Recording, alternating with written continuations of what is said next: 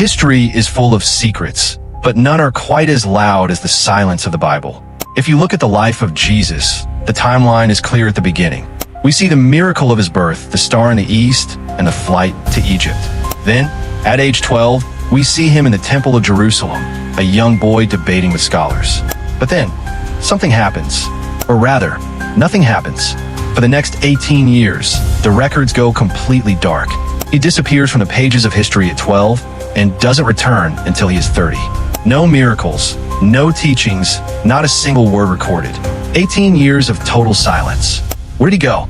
And what was he doing in the shadows? The traditional answer is simple. He stayed in Nazareth.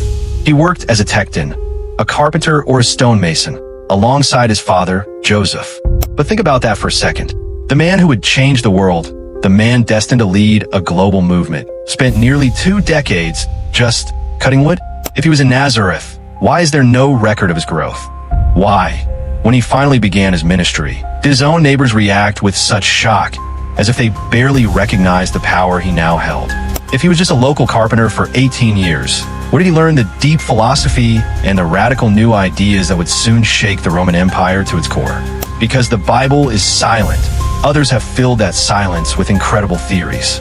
Some ancient legends suggest he traveled the Silk Road.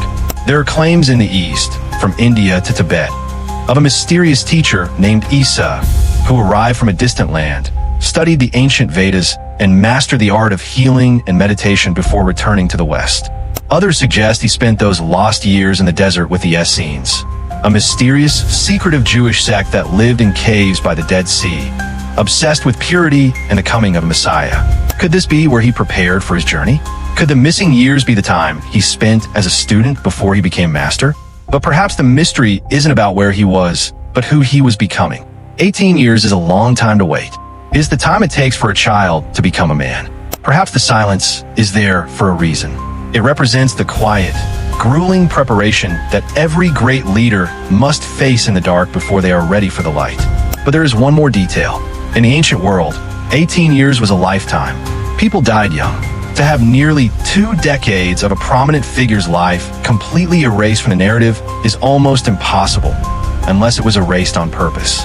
Was there something about those years that the early church didn't want us to see? Or is the silence itself the message? The lost years remain the greatest hole in the most famous story ever told. Every second of those 6,570 days is a mystery waiting to be solved. What do you believe happened in that silence? Was he a humble carpenter in a small village, or a traveler learning the secrets of the world? The answer might be hidden in plain sight, or it might be lost forever in the sands of time. Drop your theories in the comments. I want to hear the most mind-bending ones you've got. And if you want to explore more black holes in history, make sure to hit that subscribe button. The truth is out there. We just have to find it.